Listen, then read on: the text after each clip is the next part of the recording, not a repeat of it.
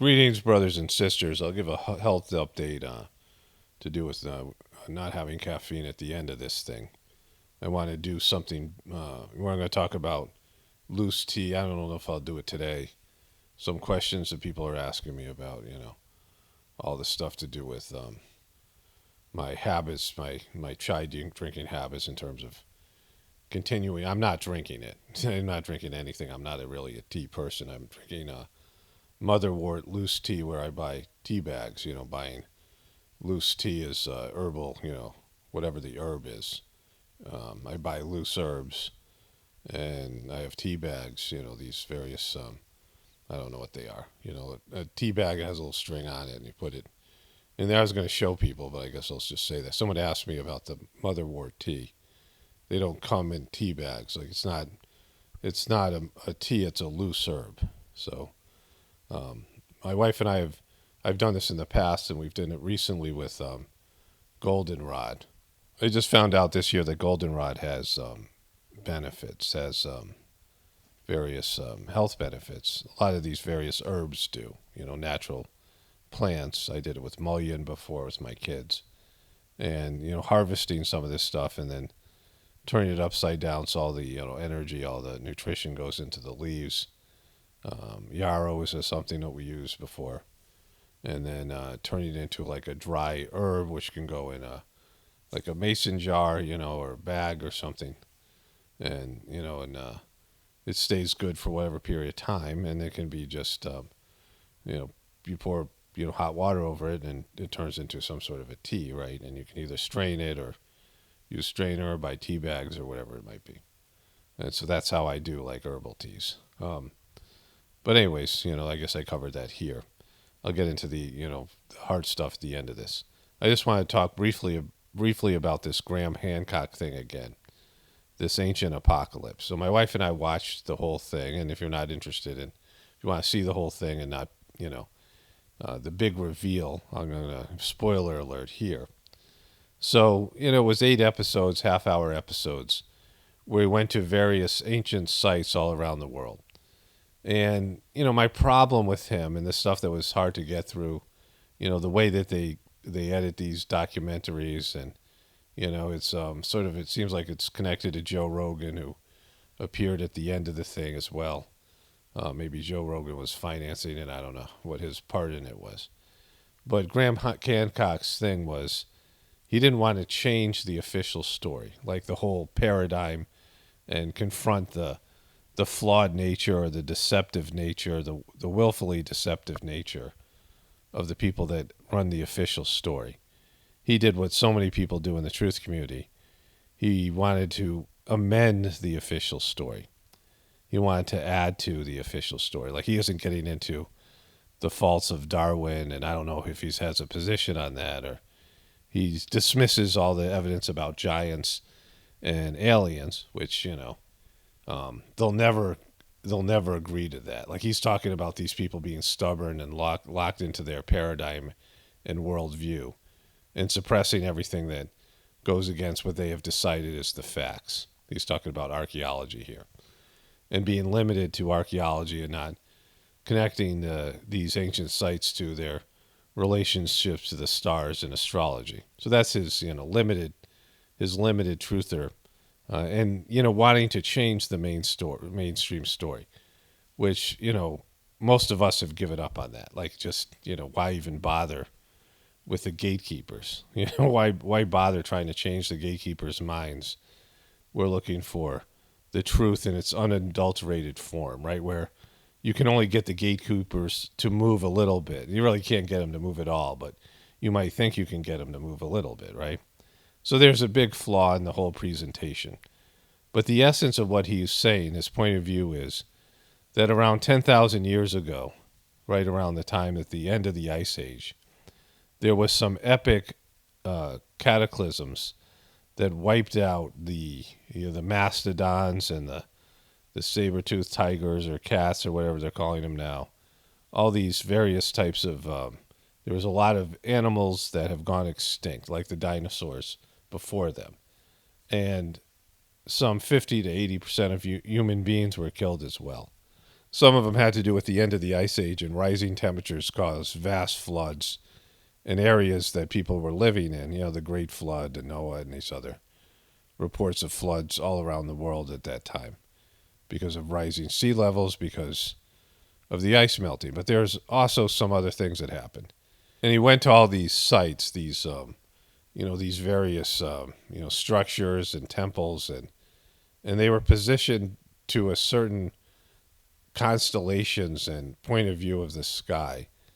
And there was a lot of snake, images of snakes or things to do with snakes. There was a giant snake in Ohio that had an orientation towards a certain astrological point of view. And he said this was a warning sign that the snakes represent comets, and there was comets that hit the Earth right around the time of the end of the Ice Age, 10,000 years ago or so. And these comets, 11,000 years or something like this.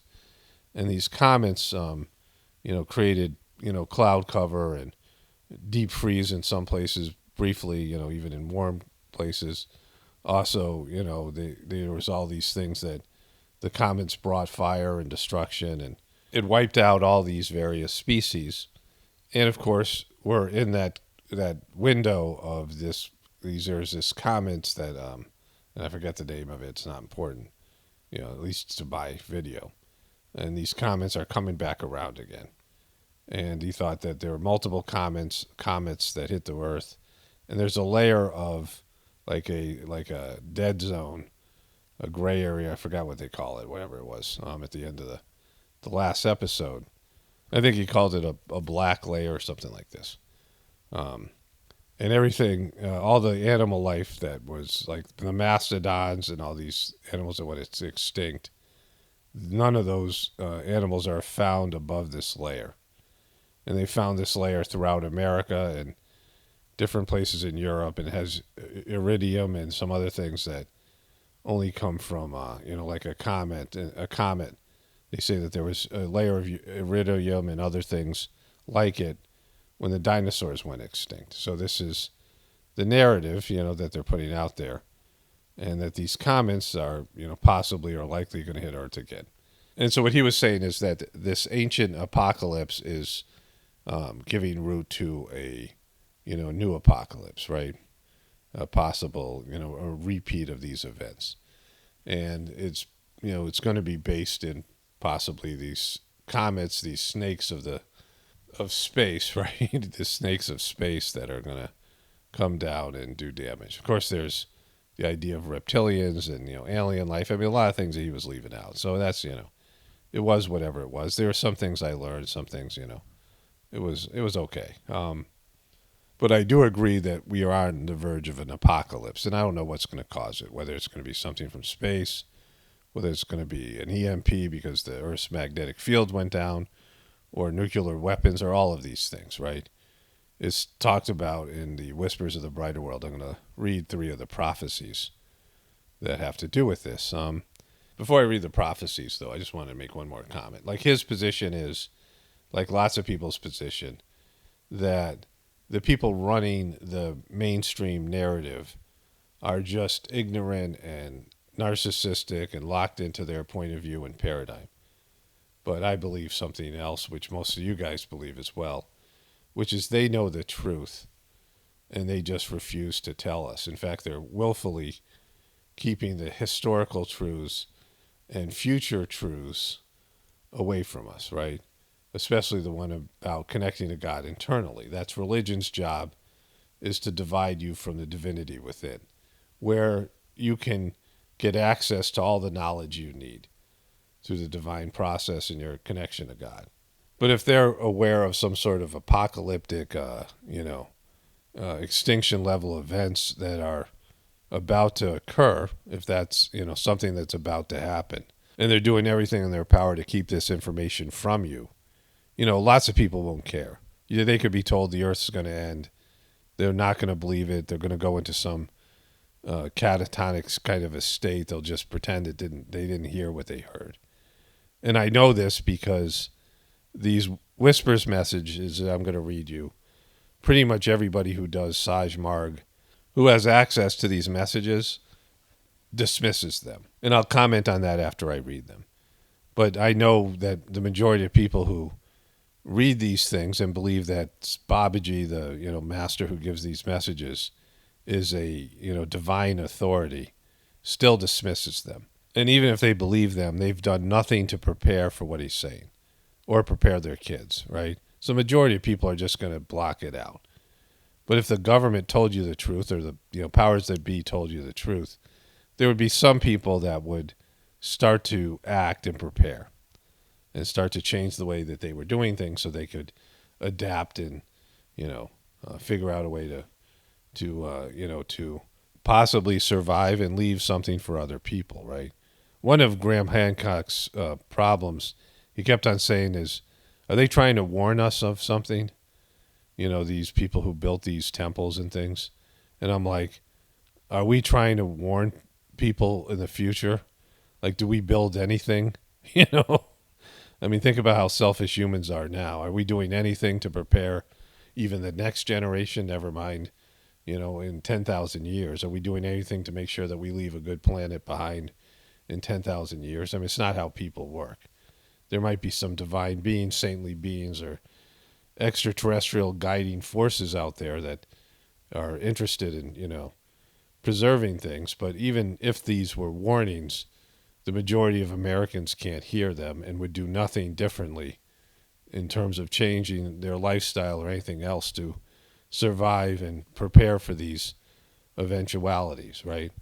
So the powers that be, they could put out some sort of, it doesn't even have to be officially endorsed warnings. Even something like this Graham Hancock thing, they could put out things at least warning the people who are open to it and who would put some effort into changing and adapting.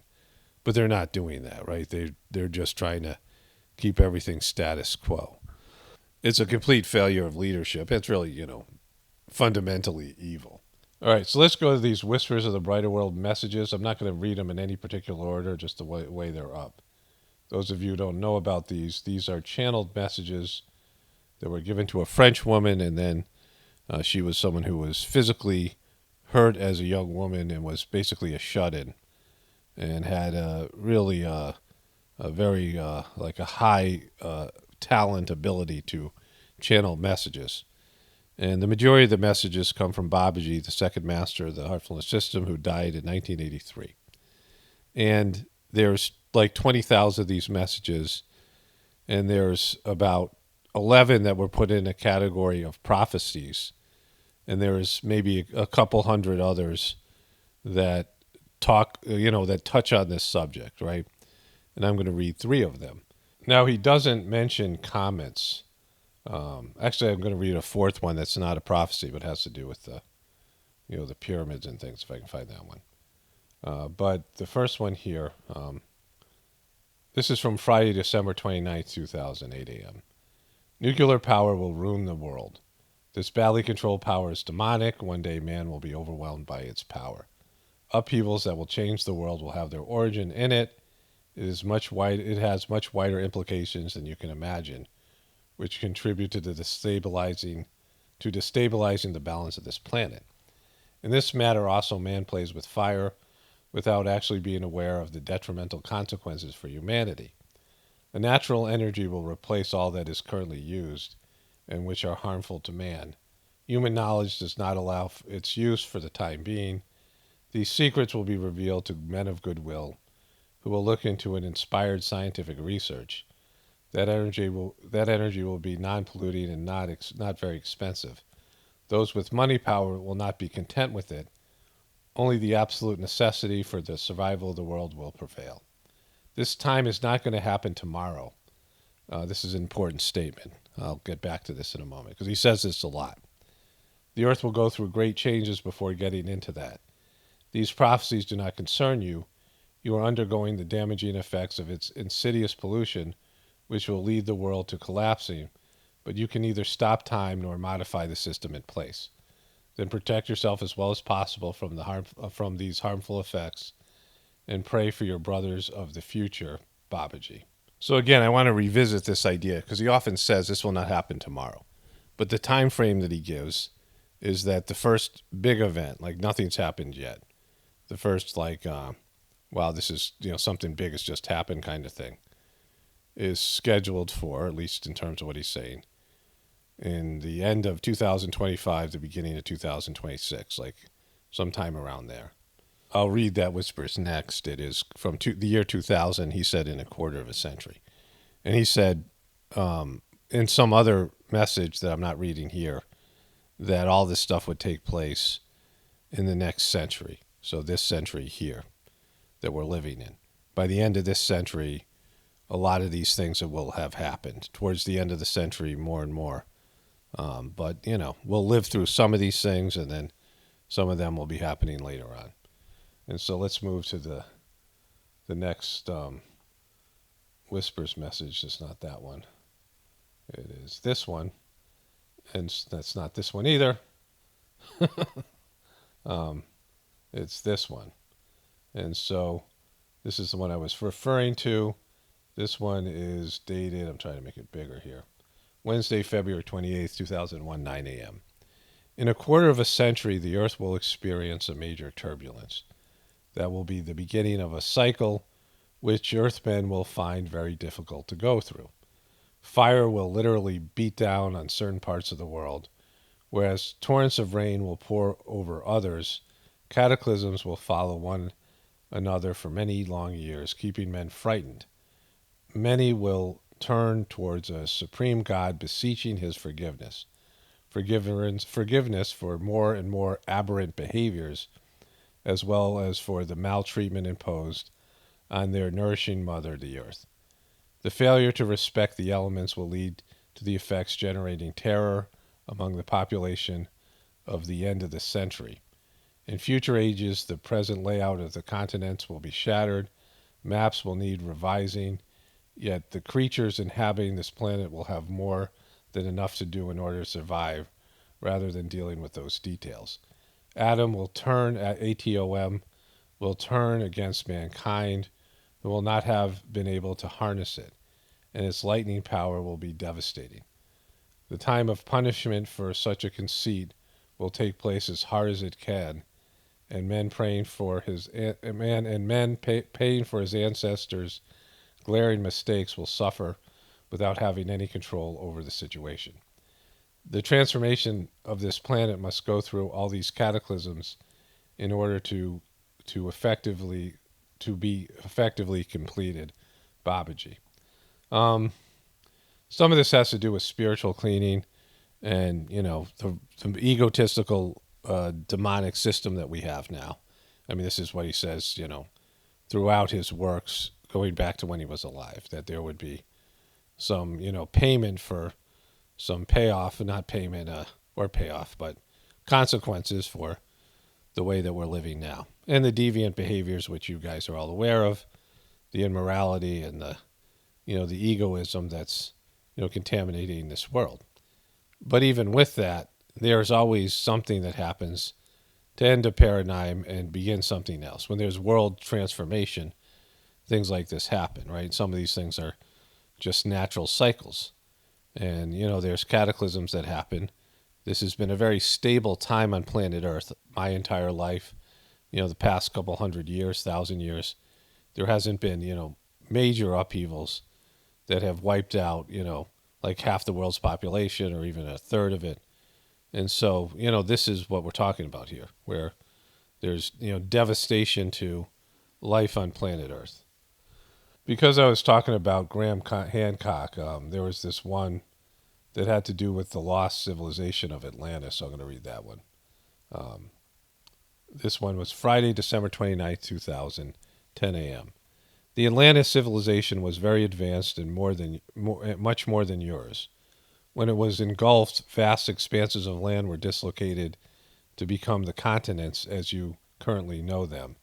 This planet underwent very many upheavals before getting into its current configuration. Some more upheavals will take place. It is inevitable. This is part of the great movement which governs the structure of the universe, and in addition to which, as far as the earth is concerned, there is incredible contempt with which men having a destructive instinct treat elements that make it up. treat elements that make the earth up.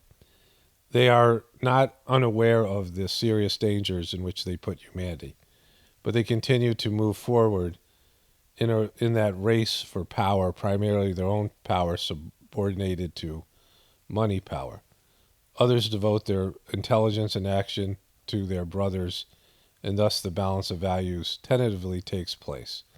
We let you think about that issue in this end of the year when the prospects for peace in this certain parts of the world don't look exactly cheerful. As for you, cultivate in your hearts this powerful strength that is love to counterbalance the forces of evil. Babaji. This is from December 29th, 2010 a.m., Friday. And so, in terms of all of that, right? We knew that there was the big event was going to happen the next year, and then there was going to be the wars in the Middle East, American wars, and then, of course, things have progressed and deteriorated since then. Wars in Afghanistan, and regime change in Libya, and attempted regime change in Syria, and all these other things. War in Iraq, and so all of that. Let me find the pyramid message here. This isn't the one with the pyramids, but it's the one I was looking for. And so this is from Saturday, February 10th. Let me make it bigger here. Saturday, February 10th, 2001. Secrets of ancient Egypt will be unearthed when the moment has come, and the major significance of all existing symbols can finally be understood by most of the people, which is not the case for today's civilization.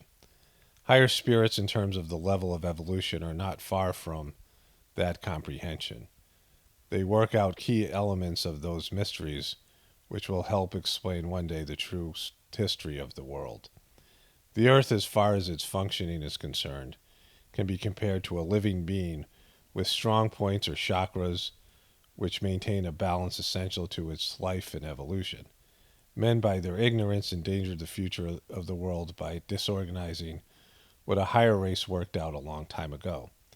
The human being, on the pretext of progress, destabilizes not only the life of the planet, but also it attributes in the universal order. The race of giants is a reality. It influenced very deeply the history of the earth, which is recorded in certain sacred places of the sphere, many of which are in the country of Egypt. The majority of those places are not yet explored by human beings for the greatest good of all. Men must be protected against themselves, as they are not able, in their current state of knowledge, to decipher what must be deciphered for the survival of a future world. Babaji. And I'm reading this in response to, Graham Hancock's show is, basically the idea that there's these primitive people and there might have been some great leaders amongst them, people who had, a higher level of consciousness, but doesn't associate them with either being extraterrestrial or anything else, right? But these primitive people built these epic structures that we have no idea how they're built, right? That are beyond our capabilities on a architectural level and on a construction level and all the rest of it, even with all of our machines and these things. But he also talks about how there was many great civilizations that lived on planet Earth long before us. It's very easy for history to be forgotten because we have very short lifespans now. We used to live for thousands of years. And there is, things just disappear and break down after about, 5,000 years. Plastic lasts 10,000 years. I mean, all things break down. So you're talking about hundreds of thousands of years or 50,000 years.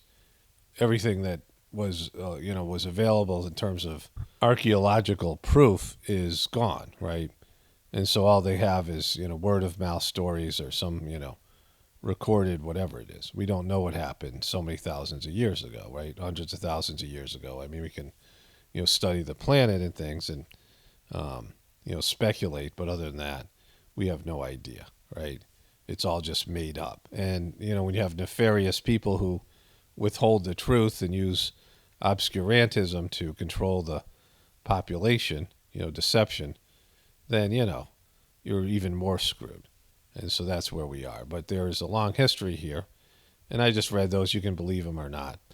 But what I was saying about him saying, Babaji saying over and over again, this won't happen for a long time. You don't have to worry about it. He was saying this to the woman who was receiving the messages, and she died in 2018.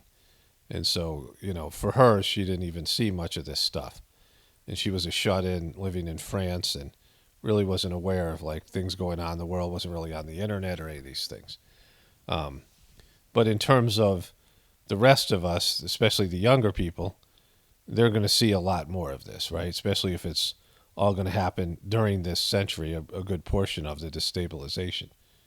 And with all that, most of the people who do Sahaj Marg and read this, and they're very into it even more than I am, and they love Babaji, and they, a lot of the Indian people who have a guru worship, part of their culture built into them already, they've dismissed this. Like there was a kid who went to Virginia Tech who was really into Sahaj Marg, and I started talking to him about these prophecies, and he said, oh, the people running the world are really smart, and they'll stop all these things from happening, right?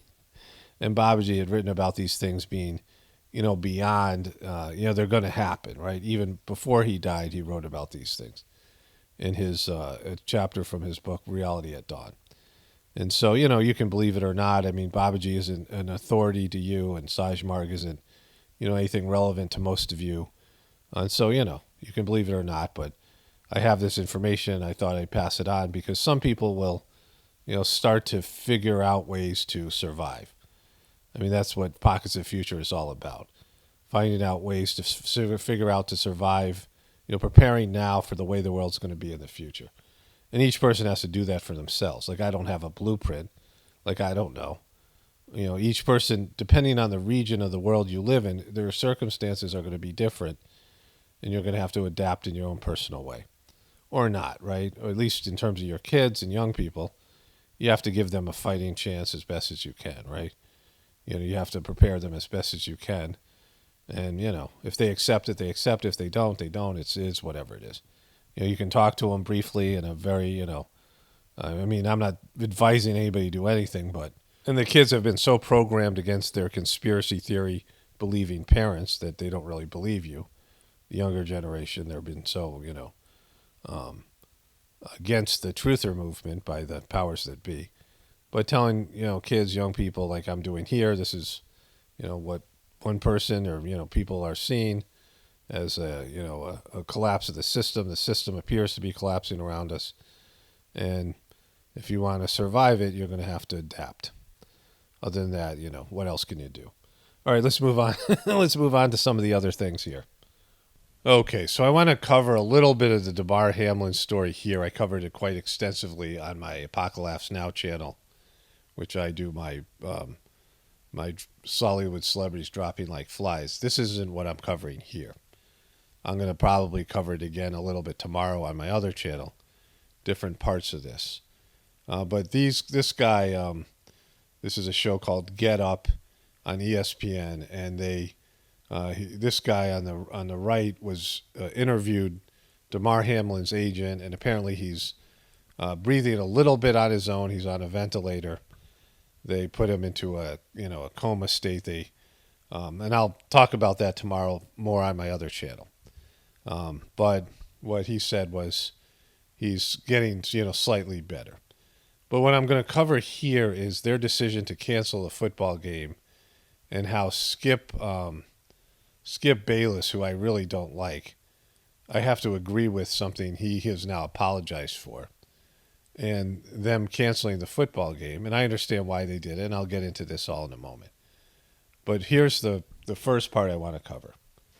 Well, Granny, I've spoken to multiple people with the team who are a bit skeptical that the game can be played again because they just don't see a clean way to do it. You're pressed up against Week 18. Okay, so they don't know how to play this game that they canceled, which I thought about this yesterday. I didn't cover it in my video yesterday, but it's a big problem that they've created, and I'll tell you why it's a problem in terms of sports in general and business in general, and just the attitude that was there. So there is these former NFL players and the announcers on ESPN were saying, of course, the game should be canceled. And this is where the owners actually show they care about the players. And the owners don't care about the players. Bosses don't care about their employees. There were 5,190 fatal work injuries recorded in the United States in 2001, at 8.9% increase from 2020. And it's 3.6 fatalities per 100,000 workers, right? So every year, it was for almost 5,000 in 2020. There's some thousands of deaths at work.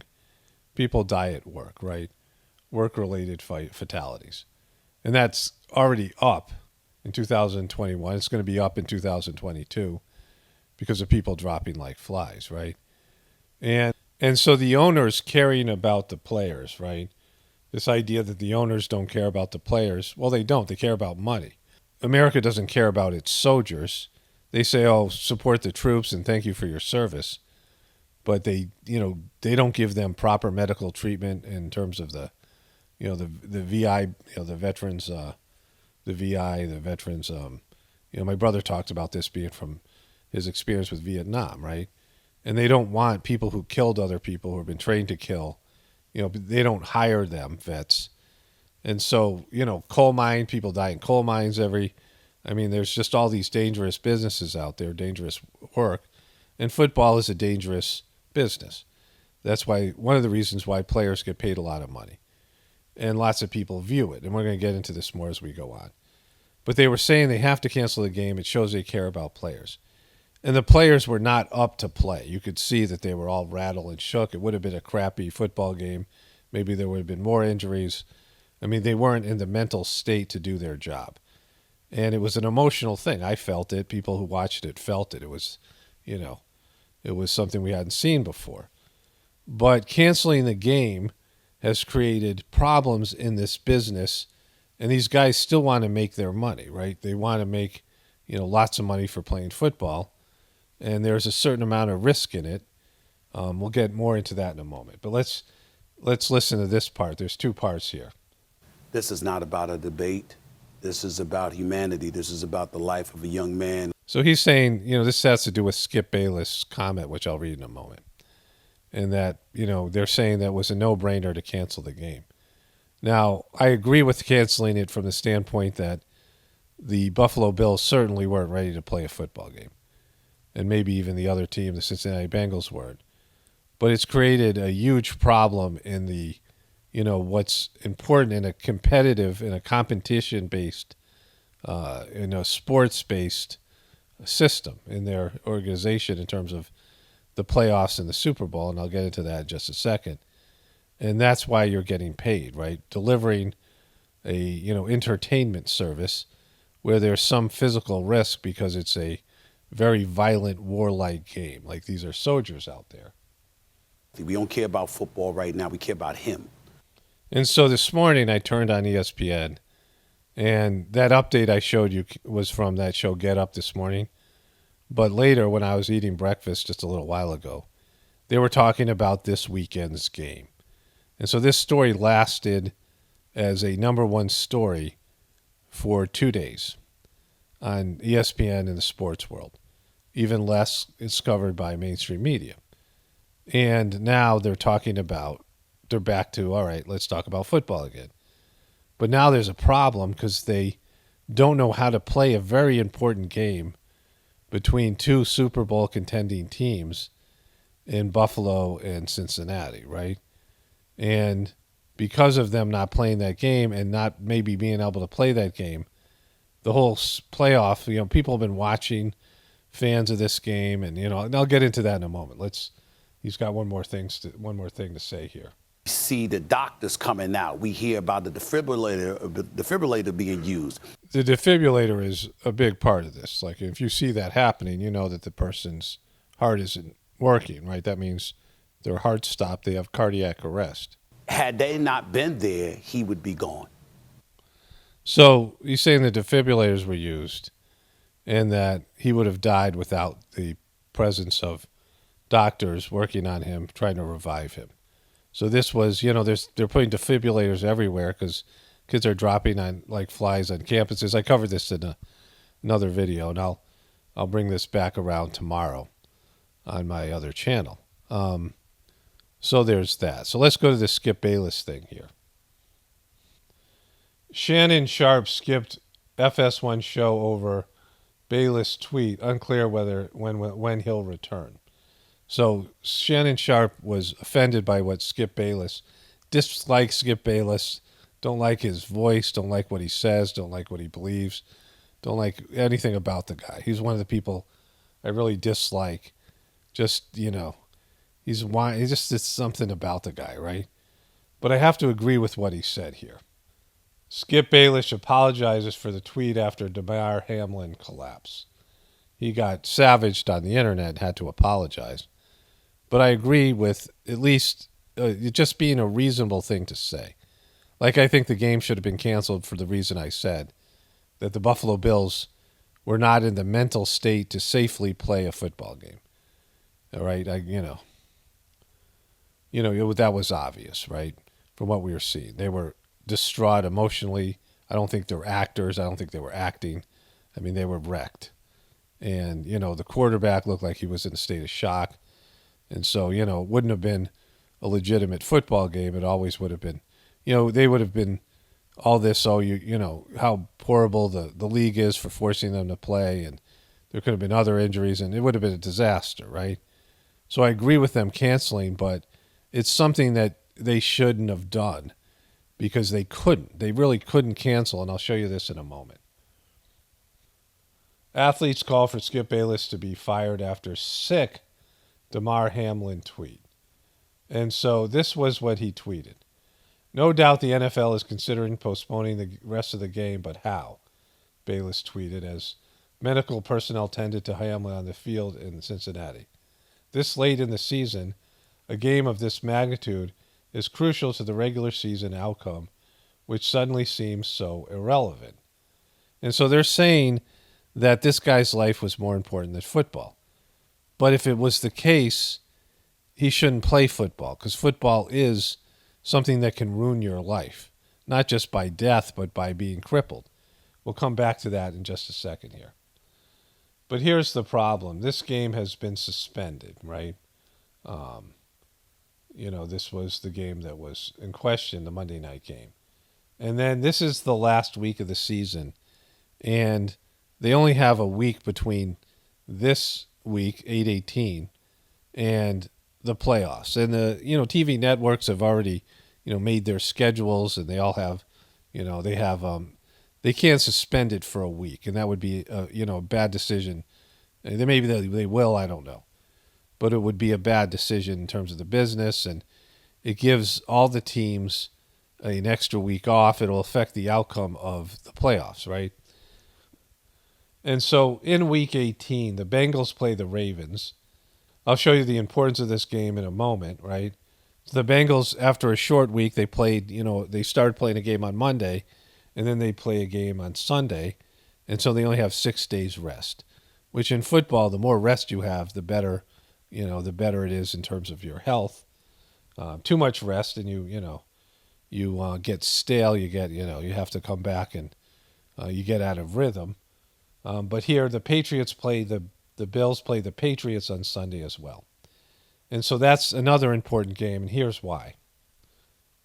In terms of the AFC, the Bills were in first place, and they beat the Chiefs head-to-head. But because this game was, they didn't get a win here, there's they're 12-3, and the Chiefs are 13-3. The Chiefs have played one more game because they didn't cancel their game. And so the Chiefs are ahead of the Bills just based in having more wins and the same amount of losses. The Bengals are 11-4. It looked like they were, in good shape to win that game at home on Monday night. So they would be 12-4. I think they beat the Chiefs head-to-head. And so if the Chiefs lose, the Bengals have a shot at being the number 1 seed. And the team that has the number 1 seed gets a week off, and they get a week to prepare for their next opponent. And football teams need rest between games because it's, exhausting and physically taxing, and they all have some sort of minor injuries. And then they start having to watch film and prepare for their next opponent. And it's such a complex game with so much money involved, betting money, but also in terms of training and in terms of, the play calling, and it's sophisticated offenses and defenses, and they have to adjust between their opponents. And so having more time to prepare, like most teams get, all teams get 1 week off. It's called the bye week. And the majority of teams win the games when they come back from a bye week because they have 2 weeks to prepare for their next opponent. So there's a 60% chance of winning after a bye week. I just looked at the statistics. They were 14-10. And some of those teams suck, right? Some of those teams are bad, right? They're, teams that are under 500. And so, every team gets a week off. And they have a 64% chance of winning, almost 65% chance of winning in the playoffs when they have the teams that have a playoff bye week, right? And so they play for that extra week. And it's one less game on top of it. So they don't have to play as many games to get to the Super Bowl and win the Super Bowl. It's 4 games if you don't have the bye week, and 3 games. They only have to win 3 games. So there are 2 teams, one in the NFC, one in the AFC, that have only 3 games to win, as opposed to all the other teams that have to win 4 games, right? 4 extra games in a grueling, violent, warlike sport. And the rankings also affect who you play. And so the teams that do have to play, the second place team and the third place team, because this is what we're looking at with these 3 teams, they're going to win their division, and they're going to be, possibly the top 3 teams, the Bengals, the Bills, and the Chiefs, right? So the Bengals and the Bills have a lot to win or lose in terms of the game in Buffalo, right? If they call it a tie, that sucks. That screws the whole thing up, right? When there could have been an outcome, and people want an outcome. And then there's the fans in Cincinnati that paid to watch a football game, and they're not going to be able to see it, right? Do they refund them all their money? I mean, there's the financial aspect to it as well, right? And so, emotionally understand why they canceled the game and just the way the players were being about it, right? And it's the first time we've seen somebody basically dead on the field that was revived. I mean, he was dead, and they brought him back to life. And I'm not going to get into the vax stuff here. I covered that on my other channel. I'm just talking about the business aspect of this thing. And this idea that the owners care about the players, they don't. They're owners and they're businessmen. They care about their players, but if they cared about them, they wouldn't have them play this violent game. And you can make a case that football should end because there's a chance that you will die, but there's, something that's they've been okay with, which is paralysis and, the after effects of concussions that has happened over and over again. Players having multiple concussions and being zombie-like in their old age, having mental breakdown. There's been players like Junior Seau who committed suicide because of, mental issues he had from too many concussions. And then there's just the physical. I mean, if you don't get crippled, if you don't have paralysis, which has happened quite a bit in the NFL, and you don't get head injuries, then you have other lingering injuries, not just with football, but all these sports. I gave the example of one time I went to the Basketball Hall of Fame, and all these basketball legends, there were 7 of them, came walking in like I was by the front door, and I recognized these players, and all of them were limping and hobbling, and one of them was in a wheelchair, and, they just, sports, you pay for your old age, you sacrifice your old age to play on a competitive level in sports. You're giving up your glory years, your golden years. You're going to suffer, debilitating physical injuries and breakdown of your physical system, including things like arthritis and other, injuries. And you're not going to be able to function as much, and you're giving up your life force to play football or basketball or, even to some extent baseball and certainly hockey and some of these Olympic athletes, right? You're sacrificing things to compete at a high level for the glory, the money, whatever it is, right? There's a risk involved. And some of these things, you can die or, at least get, injured severely in any sport that you're playing, right? There's some physical risk, even in terms of playing recreational sports, right? You can get injured. You could, people die, especially now where young people are dropping dead on the field left and right.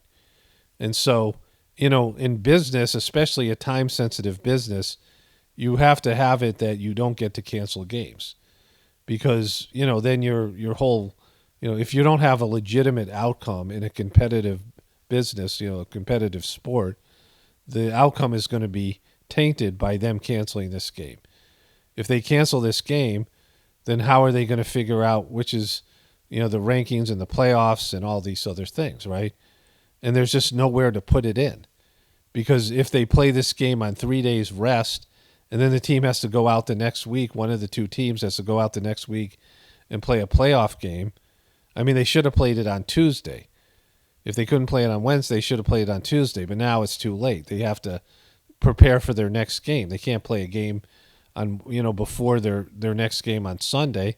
And the following week they have a playoff game. Right now, the way it stands. And so the Buffalo Bills, who could have been the number one seed if they won this game and won their last game against the Patriots, then they, likely would have definitely been the number one seed.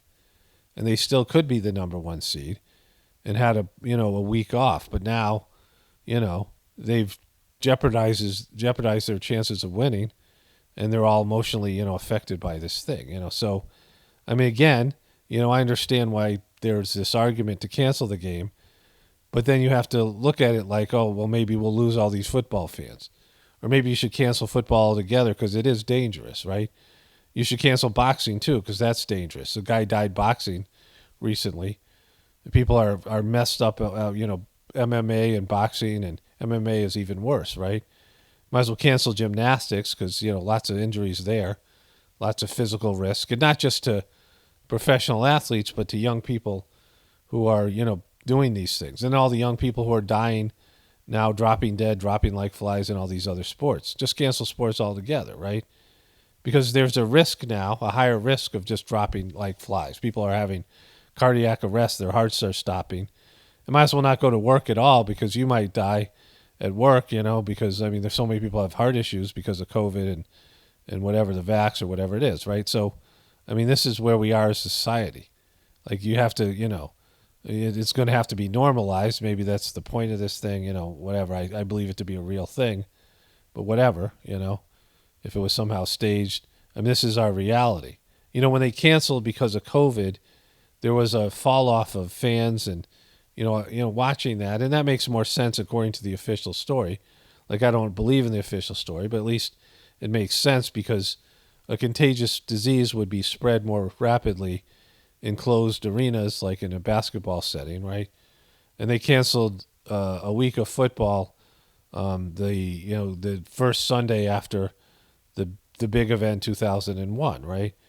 But you really shouldn't cancel sports. It's like, no matter what happens, there has to be an outcome. You're competing, and injuries happen, and guys get carried off and off the gurneys, and things like that. I mean, we've seen it, and it's and it sucks, and it's somebody that you care about, and it could happen to you. I mean, it's I've seen these things happen before, and I understand why the players would think this way, but it's part of your job. You are risking quite a lot for fame and money. That's that's what's happening here. There's a payoff because it's a dangerous, violent game. It's it's basically war.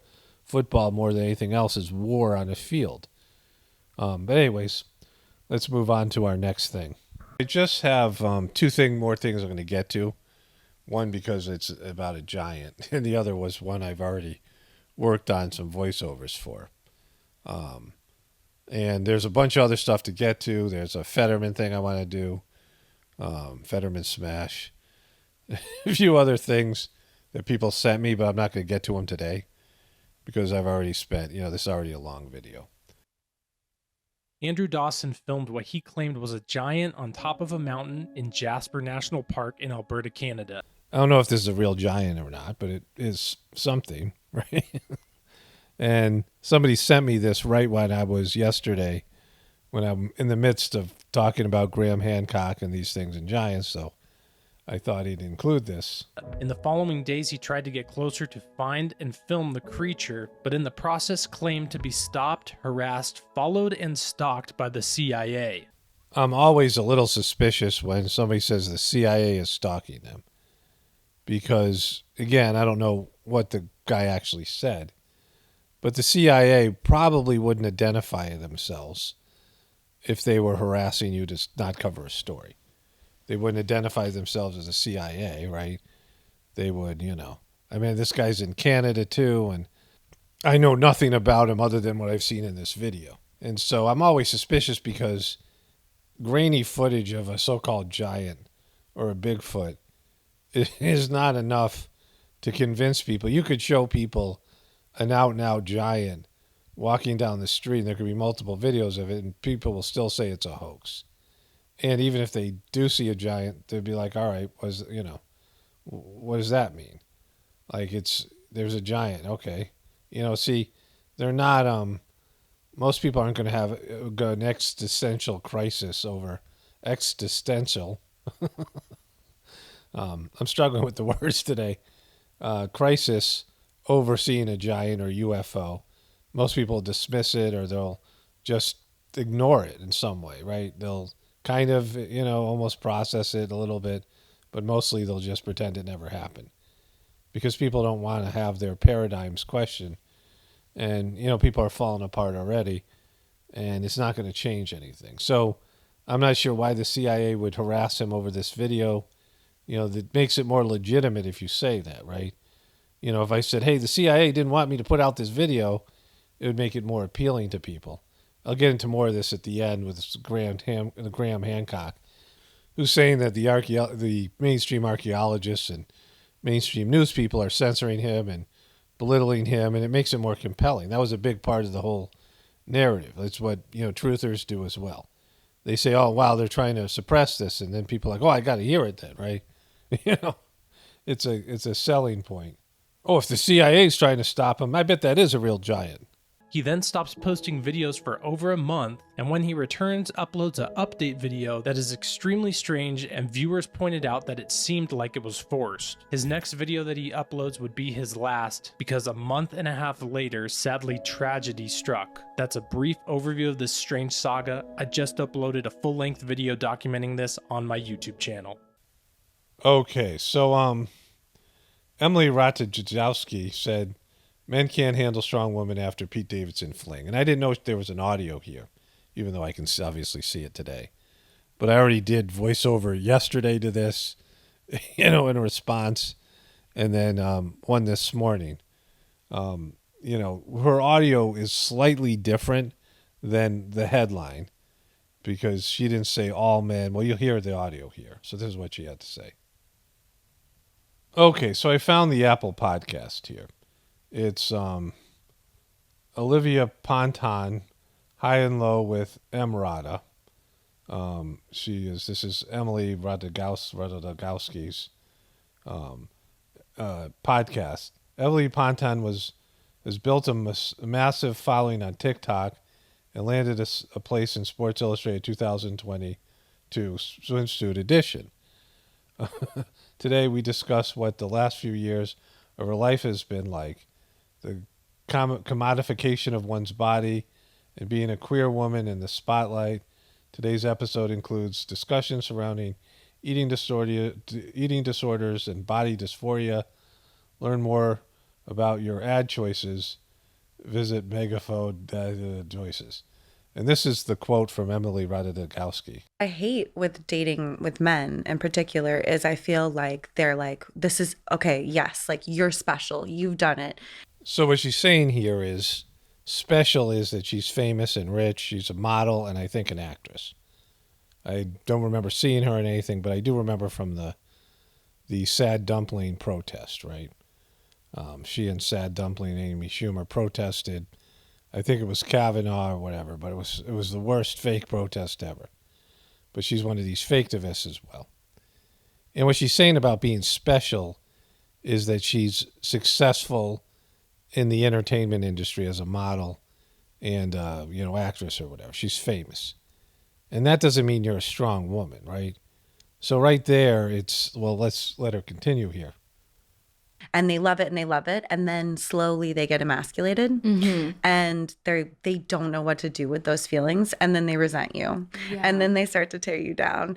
And then you're just back to square one. And it's so f***ed up and unfair because I feel like a lot of men who truly think they want a strong woman actually don't know how to handle it. So that's slightly different than what the New York Post headline implied. I did these 2 audios based in that quote.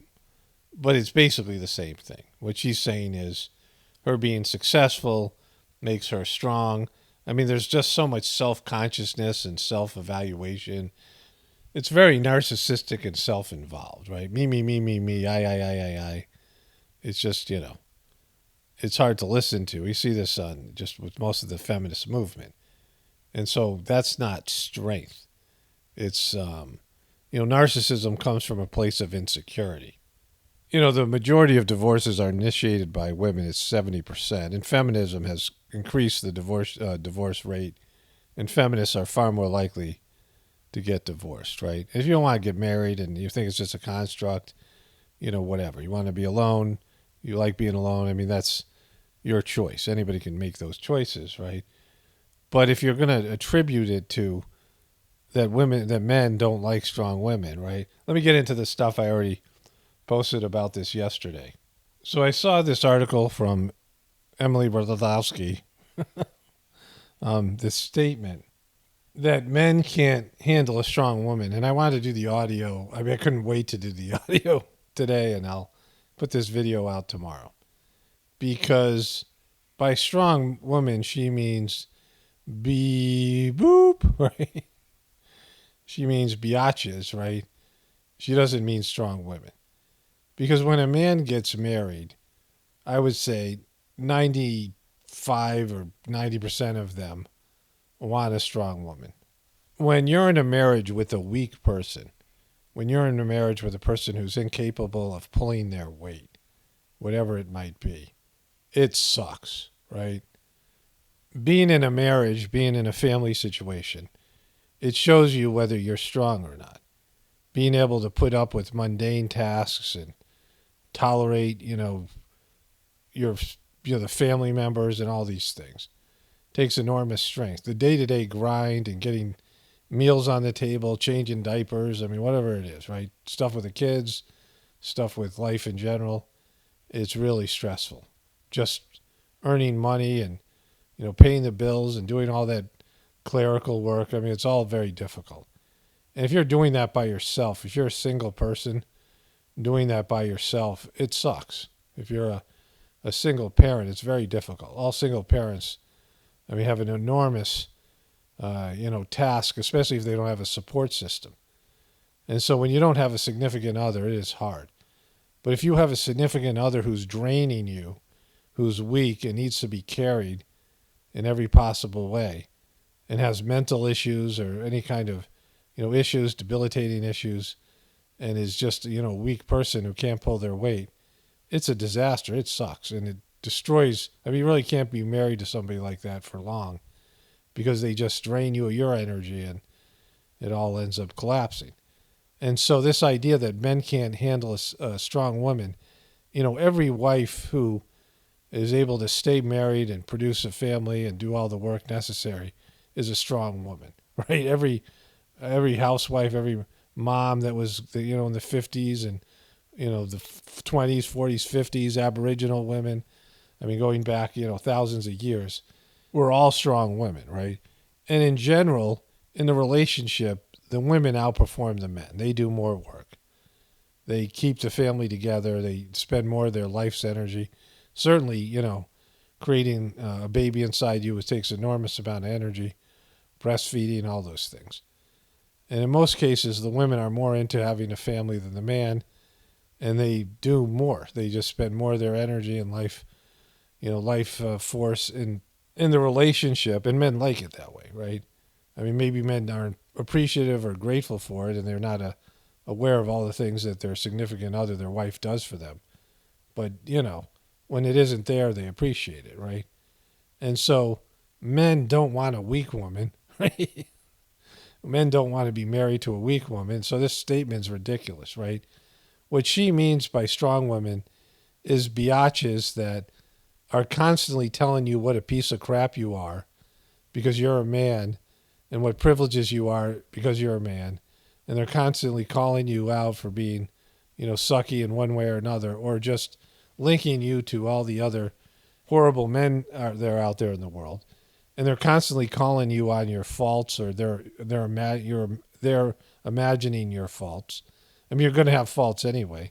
They're constantly looking for ways that they're a victim of your toxic masculinity, and they're going to tell you, what's up, right? And men don't want that. Yes, that's not a strong woman. You're confusing being a biatch with being a strong woman. Yeah, men don't want biatches, right? Men don't want to be nagged at. Men don't want to be told all the time about how bad they suck. Men don't want to have, women who constantly are going to be thinking about how they're getting screwed over in the relationship and how you're screwing them over and underfunctioning, how they're better and more important than you are, right? And it might be the case, right? It might be the case that they're doing more work, or they're, producing more in terms of, their life force in the relationship. Like I said, that's often the case. But you can always look at the things that suck about a relationship and focus on those, right? I mean, that's what I've learned not to do. I've learned to look at the good things and be grateful for them, especially now since I'm in such a better situation with my wife than I was before. And I know how bad it can be when you have somebody that sucks, and so I can just remember it's like, this is always going to be better than, being with my ex. And so, but I mean, even without that, just being grateful and staying positive and realizing that when you have somebody that's functioning and you're working together in a partnership, you might have disagreements, you might have conflict, but it's still better than trying to do it on your own. And, in a community, I mean, right now we can depend on the system, but before you had to depend on a community, and it gets enmeshed and people get in each other's business, and there's a lot of drama and things like this, tribal community. But without it, you wouldn't survive, right? And so you have to tolerate these things. It's a lack of tolerance is what she's talking about. Because these feminist women are quick to shoot from the hip, and they always, die alone, right? Even if they're married, their spouse resents them so much, and, they die unloved because they, if you want bliss, give bliss, right? That's what Master Charji said, the third master of the Heartfulness Sahaj Marg system. Have you given bliss, right? You want bliss from your partner, your significant other, but have you given bliss? You want bliss, but you're not willing to give it, right? You want unconditional love, but you're not willing to give it. Anyways, I couldn't wait to set in on this statement. Okay, and I had something to add to this. This morning, I had more thoughts about this idea that men can't handle a strong woman. The first thing I want to say is that most people are not self-directed. Most people, and men particularly, want to be told what to do. And you experience this with your sheeple relatives and even people in the truth community. The people who need a leader, this Andrew Tate thing I've been covering on my other channel, right? People like a narcissist like Trump or some leader to tell them what to do. There's a desire for people not to be in control of their own destiny. People who are, they don't really want to make decisions for themselves, right? They don't know what to do. We all have this to some extent. We're looking for guidance. Like if you're, for example, trying something new and you have no clue how to do it, you go seek somebody, and now like YouTube's a great thing for this. You seek somebody, like let's say you want to make a recipe of something. You've never cooked it before. And so you seek a teacher, you seek somebody to help you, advise you, or somebody you can copy what they're doing, right? I did this on the homestead. When I was homesteading, I didn't know how to do a lot of things, and I would go watch videos of other people doing them, or, find articles or instructions or books or whatever it is, right? And so people need that in their lives. And some things people aren't very passionate about. Like there are things that I don't care about. And I definitely don't want to take a leadership role if I know nothing about it and I don't care about it. So I'm happy to just, do what I'm told, right? And so we all have that to some extent. And this idea that men don't want a strong woman, right? There's lots of aspects to life where men just want a woman to tell them what to do, right? And maybe sometimes a woman has to learn how to do it in a delicate way, right? Not to hurt the man's ego. But deep down, the man is like helpless and, has no idea how to navigate certain circumstances, everything that's social for most men. And so this idea that a man doesn't want a strong woman is ridiculous, right? Because, this implies that men want to dominate every aspect of every part of family life and marital life, and they want to be the decider in every circumstance. And it's simply not true. Like if you documented, if you took out a notebook and you wrote down every decision that you make on a daily basis, whether it has to do with what you eat. I mean, you have to pick out a diet. Whether you're conscious of it or not. Let's say your diet is you want to go to McDonald's and Burger King every day. Like that's a diet, right? You're picking a diet of processed foods. And so, whatever you're eating, that's your family's diet, what your family's going to eat, what your kids are going to eat. The majority of that is picked out by women in the relationship, traditionally and even now, even in modern times. Your healthcare system. Are you following out an allopathic medicine? What are you doing in terms of your, and what system are you using for your healthcare? That's another thing. Probably picked out by women more often than not in the relationship. Well, your kids, how they're going to dress and, what their routine is. The family's routine, vacations. Think about all the things decisions you have to make. Where you're going to go, what you're going to do on vacation, in terms of where you're going to celebrate Christmas, relatives, holidays, things like this. And women are usually the deciders in most things to do with family life, have an overwhelming influence in the direction the family goes in. There's been this idea out there that men want like a Stepford wife or there's been various shows where there's some sort of robotic women or synthetic AI women, and that's what men want, like that are designed around a man's personality and give him exactly what he creates a portfolio profile. There's a movie that I started watching last night, horrible movie, about this. They keep on repeating this theme, right? That men want some kind of a blow-up doll or whatever it is. And of course you have all these synthetic women out there who've augmented their breasts and butts and whatever, facelifts and, all these things, that are not real.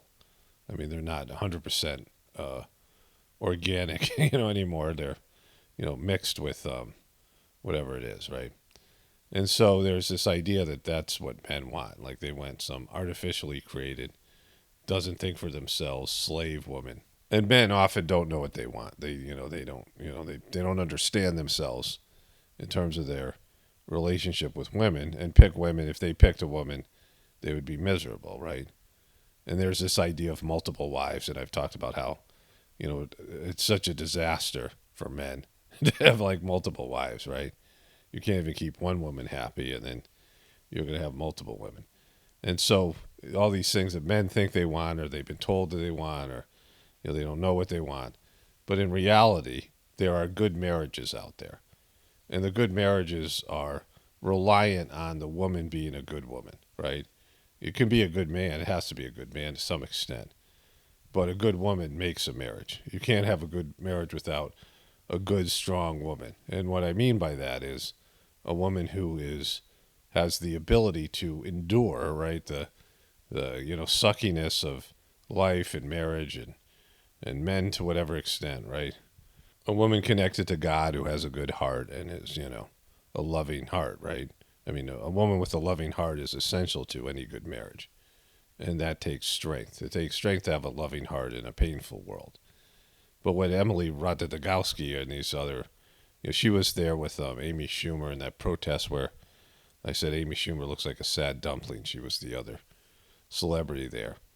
But when she's talking about strong women, she's talking about being selfish, right? Being, it takes a lot of strength to be selfless in both men and women, to, think about more than yourself and your own desires. And, there's a level of victim consciousness in the feminist community where women believe that they're victims of men all the time, right? And I'm not talking about real victims of assault or whatever it might be, right?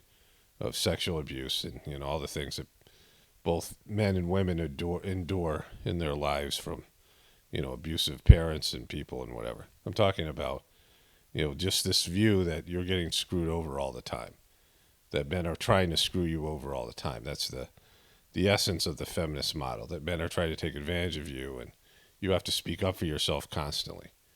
And it's a warped way to look at the world, because you can find good men. Like they're saying there's no good men out there, that men are biologically and psychologically flawed and systemically flawed to screw women over, and that you got to call men on everything they do. Like that's, the way you approach your relationship, and it's never going to work that way. You're always going to be alone, right? I mean, it's, you can't be calling men out constantly on their thing and not their negative behaviors and their negative character qualities, and constantly be in this like adversarial relationship where you feel like you have to put men in their place constantly. Of course, you're going to have a crappy relationship, especially when you yourself are completely self-involved and narcissistic, which is what the outcome is for all these, most of these feminist women. And so the feminist women who are in good marriages, healthy, loving relationships or whatever, can't take that tact.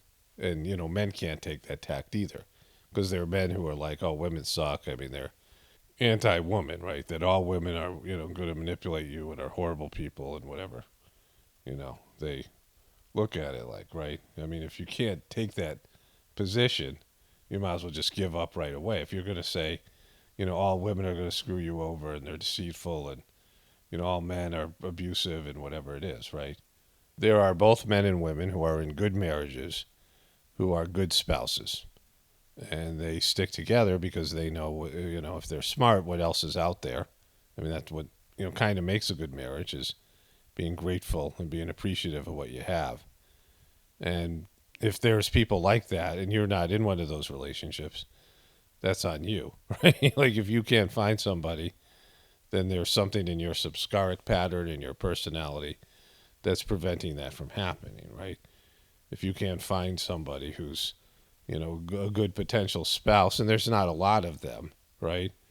Well, there's either you don't think you deserve it, or you don't deserve it, or, whatever it is, right? Or the kind of person that would be a good man for you doesn't excite you, you're not attracted to them. And women, like men who are attracted to, women who are not good women, and women, many of them, are attracted to bad boys, and, they're attracted to men that aren't going to make good husbands and be loving, men who are going to cheat on them, and men who are self-centered, men who are narcissistic, and men who are, like this bad boy image or whatever, this bad boy profile. And you meet nice guys all the time, but you're not attracted to them, right? You look at them as being weak or whatever it is, right? Like what she's saying here. You're not attracted to what you consider weak men. You think strength is in somebody being aggressive and self-centered and an A-type personality, right? If you're not attracted to what so-called nice guys, then stop complaining. Like just that's something wrong with you, right?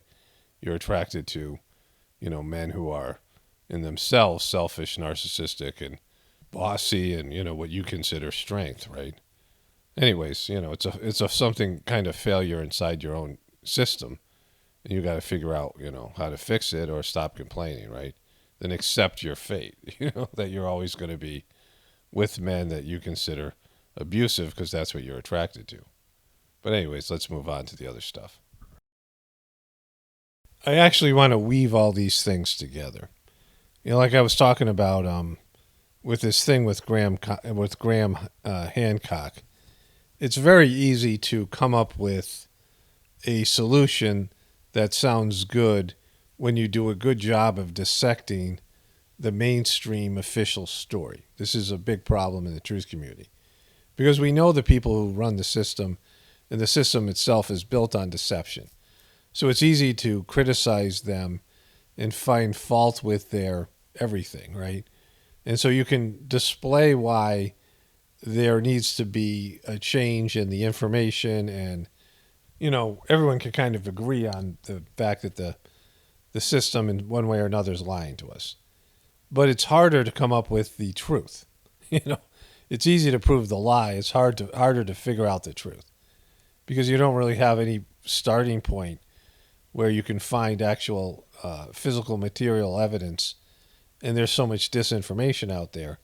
That's the big problem. So the truth community is more the, oh, we know you're lying to us community, because there's not so much truth, but there's a lot of good stuff on dissecting the lies. And Graham Hancock and all these other people do this, right? And they present their ideas, their theories, and then people will gravitate to them because they're like, I don't feel, good about not knowing that. Once I found out everything I thought was a lie, everything I was told was a lie, I got to replace it with something. And so that's the problem with the truth community, right? And so much so, there was a couple of comments I got yesterday. And I was talking about how the feminists and the Hollywood is always disparaging men, white men particularly, but men in general. And that I was watching this vampire show with my wife, and there was a family that was kind of loosely based on the Sackler family. They were the white people in the show, and they were the worst. They were the, most manipulative, most, underhanded, and they're kind of the villains in the show, right? And you see this quite often. I talked about it with the movie, the Glass Onion movie with, Knives Out. The Knives Out sequel on Netflix. And I got, I think, 2, maybe 3 comments where people said, the Sackler family isn't white, they're Jewish. Right? If you see a picture of the Sackler family, I'm not going to show you one here, but they're clearly white, right? And, the same thing with Emily Ratajkowski in Marriage, or being in a relationship. The way you think about demographics, the way demographics are broken down, you can agree with it or not, but I'm covering people's view of demographics. Like, I don't care about it. I don't really, it's not based in the things that are important to me. It's based in the color of your skin, which isn't really all that important, because there's so many different types of people with the same color skin as you. All the white people that come from various countries in Europe and in Russia and these places that have different languages and different customs. All the white people in the world are quite different in terms of their ethnicity and things like that, right?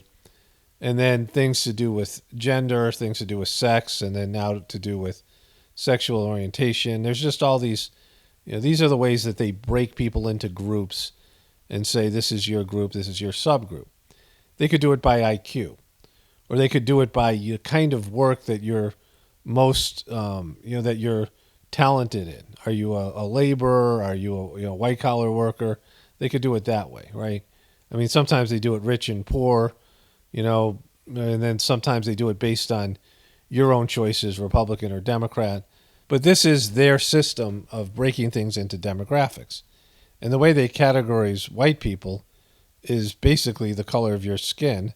It's what you look like in terms of your physical appearance and where your ancestors came from, right? And so the Sacklers are certainly white in terms of, if they were going to check off their race, it would be white. If they're going to check off their religion, it would be Jewish, right? And so there's this element in the truth community where there is a bunch of white Christian people, mostly of Anglo background, that have said to me, these same people, that the Jews made them take slaves, or that the black people themselves wanted to be slaves, or the black people sold their own people to them, and they were just, obliging them in some way. The excuse for slavery and then the invasion of the Native American peoples, and, there's this idea that their religion is so great that, the Christian religion is so great that missionaries were doing a service to all the native peoples and the peoples they conquered by giving them Christ and saving them from eternal damnation. That's what Christians believe, many of them. And so therein itself lies the problem. But this idea that, there's Christians that say that Catholics aren't Christians, and, they want to differentiate between all these groups that they, look down on, like any other group that looks down on other groups, right? Who has pride in their own group and thinks their group is better than other groups. But if you are being honest with yourself, if you're a Christian, you're, in terms of your belief system and your religion, you're half Jewish. Because the Old Testament comes from the Jewish Bible, with the equivalent to the Jewish Bible. And, it's not a good book. It paints God in a very wrathful way. God's presented as a narcissist, petty, egotistical, little kind of butthurt whiner. I mean, it really is blasphemous towards God. It's a remedial understanding of God. But if you're going to quote from the Old Testament, then that's your, Jewish belief system. I mean, you're might as well call yourself half Jewish, because the majority of your fundamental understanding of the world, coming from Genesis and its creation and all the other aspects of the Old Testament, is where your belief system comes from, right? And you don't even know it. And, I don't care, but when you bring it to me and I have to read the comment, I'm going to more than often say something about this, right? This doesn't help me in terms of viewership, and, it doesn't help my channel or whatever it is. But it's, clearly truth what I'm saying, whether you want to, accept it or not, right? Because the way that they break down, and I'm talking about the government, the powers that be, these demographics, white people are whatever race that you belong to, right? Now, I'm not technically white. I have tan skin. I come from Italian and Albanian people who are, more living towards Africa, more brownish people. And Irish and German people are very white, so I have, combination of those genetics. And, to me, it's insignificant. But, the difference between me and other people is more about what I believe in and who I am as a person, that I don't necessarily fit in with any of these groups, right? But it's, going to this thing with Emily Ratajkowski, you don't have to get married. Like, you don't have to have a spouse.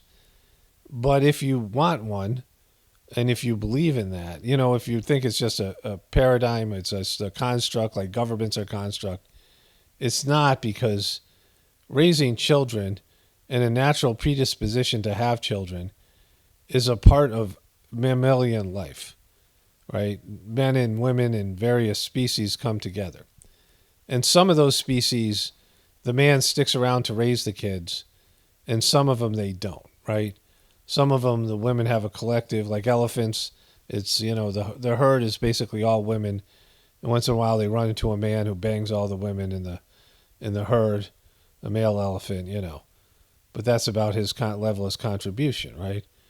They raise the male elephant to, to be like an adolescent, and then he's kicked out of the herd. That's one example, right? And some other herds there, some other animals there's, males are part of the child-rearing process. But if you don't want a man around, right, you don't want the company of a man, you just want him to impregnate you, and then you want a support system, you can develop some sort of societal thing to do with that, right? If you feel like you don't need the presence of a man, it's totally up to you.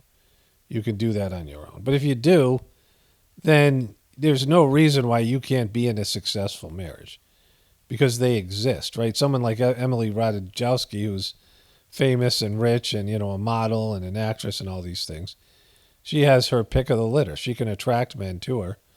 She just landed the whale of men in Pete Davidson, according to the, latest whatever it is.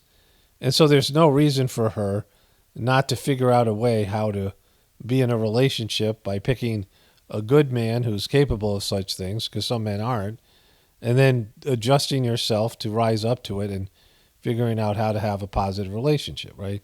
It's not that hard. People do it all the time, right? But anyways, I was just going to briefly talk about my health. My heart has gotten, I'm just not even paying attention to it anymore. I'm not even thinking about it as a health issue. Like once in a while, maybe there's a pounding of my heart, or like a weird heartbeat. But the caffeine, going off caffeine, has just benefited me in different ways. It's changed my sleep patterns, and I just feel better. I have more energy long term. I don't really miss it. Like I don't crave it. I don't, you know. I mean, I just was this been like almost a week now. I don't know what it is. So you know, I feel like it was a positive thing, and like I did have more enthusiasm after I drank my chai, and when I'd eat chocolate, particularly, I would get more excited, more enthusiastic, more, you know. I mean, it was making my heart race a little bit, getting my heart beat up, and so you know, I used to be more emotional, like I used to get pumped up before playing sports, and now I'm just more even keel, especially with the meditation. You can almost get like sort of a sense of complacency, or I don't really care about things, and now that's even more like it's, you know, subtle, but it's significant. Like I was more into things when I was taking caffeine because I was more animated. Now I'm just like more of a dial tone. So you know, there's that part of it. That's one of the reasons probably why I drank the caffeine, to be more engaged. You can get you know, detached from life when you do the Sahaj Marg meditation. You can care less and less about your material life, and that's, you know, not necessarily a great thing.